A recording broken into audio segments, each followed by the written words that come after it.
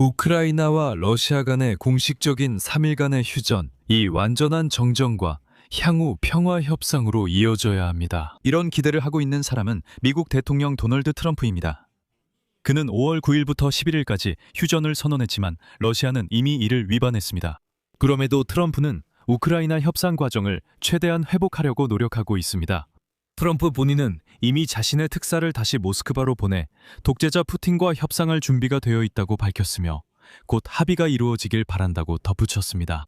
이에 대해 크렘린은 평화협정으로 가는 길이 매우 길고 복잡할 것이라고 밝혔으며 동시에 크렘린은 전선에서 공격을 강화하고 있습니다. 하지만 휴전의 첫 번째 결과는 이미 발표되었습니다. 그것은 러시아 억류에서 1000명의 우크라이나 군인을 석방하는 것입니다.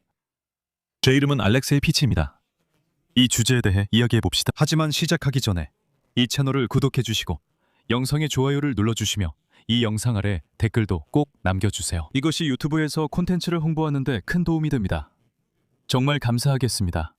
그리고 제 텔레그램 채널 피치뉴스도 구독해주세요. 채널 링크는 이 영상 설명란에 있습니다. 자, 미국 대통령 도널드 트럼프는 우크라이나와 러시아 간의 휴전이 5월 11일 이후에도 계속될 수 있음을 배제하지 않았습니다. 기자들과의 대화 중에 트럼프에게 그가 발표한 우크라이나와 러시아 연방 간의 3일간 휴전이 그 기간보다 더 오래 지속될 것으로 예상하는지 물었습니다. 이에 대해 미국 지도자는 이렇게 말했습니다. 아마도 그게 좋을 것 같습니다. 저는 이것이 멈추기를 바랍니다. 러시아와 우크라이나는 인명피해 측면에서 제2차 세계대전 이후 최악의 일입니다. 매달 2만 5천 명의 젊은 병사가 희생됩니다. 이건 미친 짓이며 충분히 그럴 수 있습니다. 연대기를 다시 말씀드리면 러시아 국방부는 이번 주 초 5월 8일과 9일 우크라이나와의 휴전을 선언했습니다.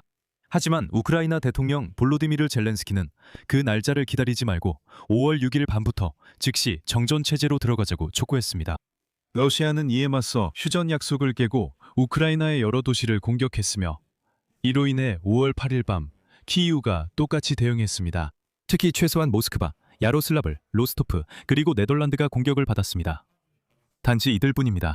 미국 대통령 도널드 트럼프는 5월 8일 저녁 우크라이나와 러시아 사이에 9일, 10일, 11일 총 3일간의 휴전이 있을 것이며 포로 교환도 이루어질 것이라고 밝혔습니다. 트럼프는 우크라이나 협상가 로스템 우메로프가 자신의 특사 비트코프를 방문한 뒤 이 같은 발언을 했습니다.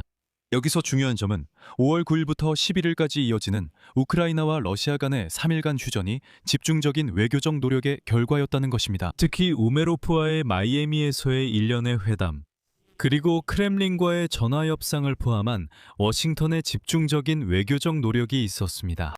그리고 오늘 우샤코프는 러시아인들이 이틀 연속 전화기를 붙잡고 도널드 트럼프에게 최소한 5월 9일 승전 기념일 하루만이라도 키예프가 휴전에 동의하도록 설득해달라고 애원했다고 인정했습니다. 이제 푸틴이 트럼프에게 애원했다는 사실을 부정할 수 없습니다. 처음엔 푸틴, 다음엔 우샤코프가 전화했습니다. 그의 협상가들도 설득하려 애썼습니다. 트럼프에게 젤렌스키가 우리를 공격하지 않게 해달라고 요청했다고 합니다. 명확하게 하기 위해서 이 휴전의 주요 조건들을 논의해봅시다. 즉, 이는 전선에서 모든 군사적 활동을 3일 동안 완전히 중단하는 것입니다.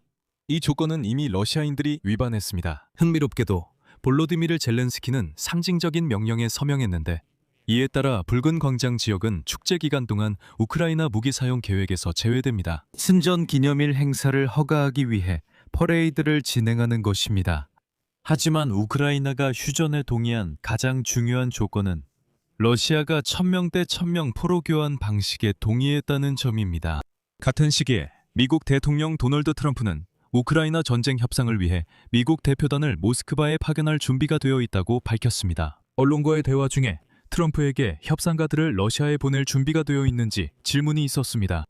이에 대해 트럼프는 그런 시나리오를 배제하지 않는다며 인용하자면 나는 그렇게 할 것이다. 나는 정말로 이 전쟁이 끝나기를 바란다고 말했습니다.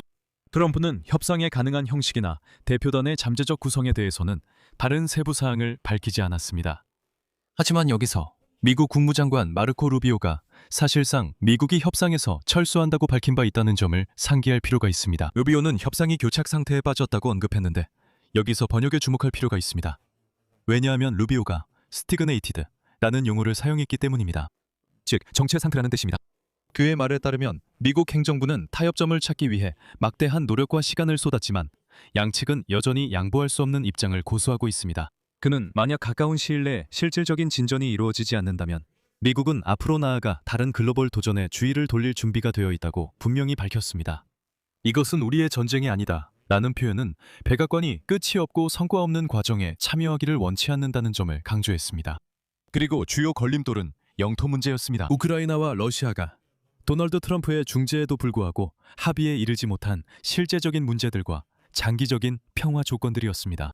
하지만 이러한 발표에도 불구하고 미국은 공식적으로 5월 9일, 10일, 11일의 단기 인도적 휴전과 대규모 포로 교환의 보증인으로 남아 있습니다. 하지만 이제 워싱턴의 평화 달성에 대한 정치적 역할은 일시 중단되었습니다.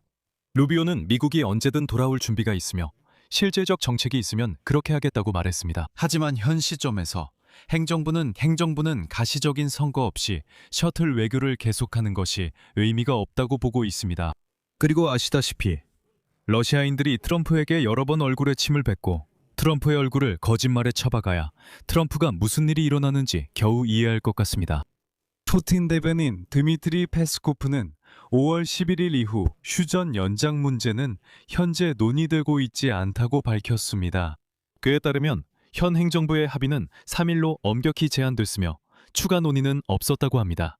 어제 미국 국무장관의 협상 교착 상태에 대한 발언을 언급하며 페스코프는 평화협정에 도달하는 것은 인용하자면 매우 복잡한 세부 사항이 많은 아주 긴 여정이라고 인정했습니다. 그는 미국 측이 물론 서두르고 있지만 이 문제는 빠른 해결을 하기에는 너무 복잡하다고 언급했습니다.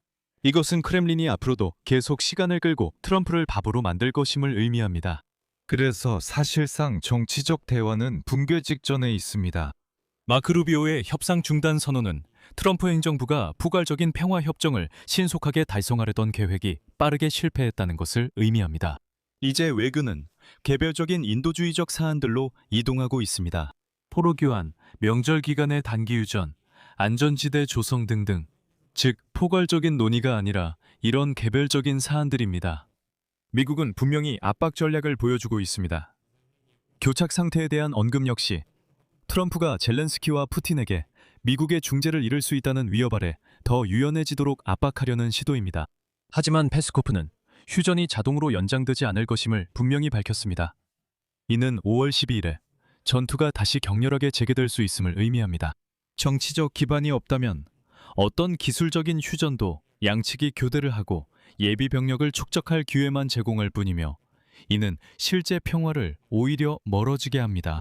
가장 큰 장벽은 여전히 점령지의 지위가 헌법에 명시되어 있다는 점입니다. 물론 어느 쪽도 이 문제에 있어서 양보할 준비가 되어 있지 않습니다. 루비오에 따르면 미국 행정부는 양측을 만족시킬 해법을 아직 찾지 못한 듯합니다. 따라서 가까운 시일 내에는 정치적 논의가 동결되고 인도주의적 접촉만 유지될 가능성이 높습니다. 아마도 5월 11일 이후 우리는 다시 진지전으로 돌아갈 것입니다. 물론 휴전 종료 직전에 특별한 일이 없으면요. 마이애미에서 비공개 협의 중에 갑작스러운 돌파구가 생길 수도 있지만 현재로서는 그런 조짐이 전혀 보이지 않습니다.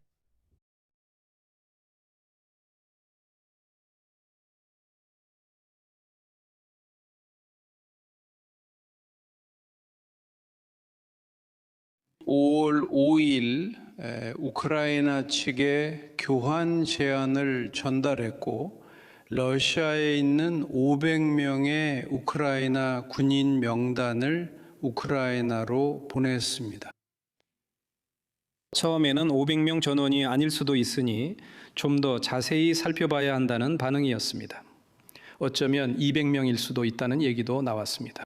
그리고 나중에 대화 중에 그들은 연락이 끊겼고 이 교환에 준비되지 않았다고 직접 말했습니다. 원하지 않는다고 했습니다.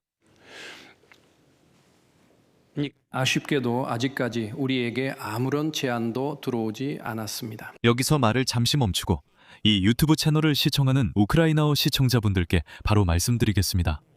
제가 새로운 유튜브 채널을 만들었는데 그곳에서는 매일 저녁 우크라이나어로만 하루의 주요 소식을 전하고 우크라이나 관련 주제에 집중하고 있습니다. 그래서 만약 여러분이 우크라이나어로 뉴스를 듣는 것을 더 선호하신다면 이 영상 설명란에 새로운 유튜브 채널 올렉세이 피춘키의 링크를 남겨두겠습니다. 새로운 유튜브 채널을 구독하고 응원해주세요. 그리고 댓글도 남겨주시고 채널 구독과 알림 설정, 좋아요도 잊지 말아주세요. 그리고 이 유튜브 채널의 활동을 후원하고 싶으시다면 이 영상 설명란에 있는 링크나 계좌 정보 또는 화면에 보이는 QR코드를 통해 언제든지 후원하실 수 있습니다. 오늘은 여기까지입니다. 건강 조심하세요. 모두 안녕히 계세요.